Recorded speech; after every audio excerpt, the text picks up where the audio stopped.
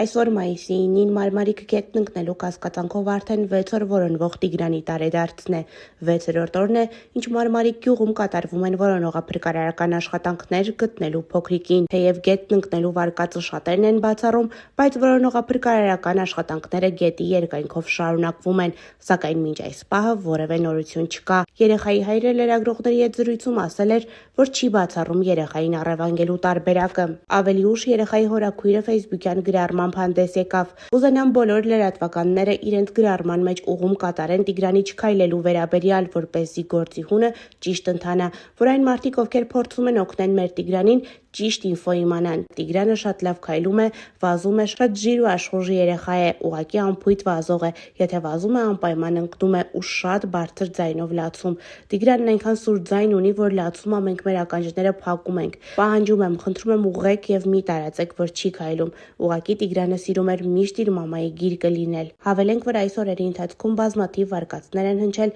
երեխայի անհետանալու հետ կապված։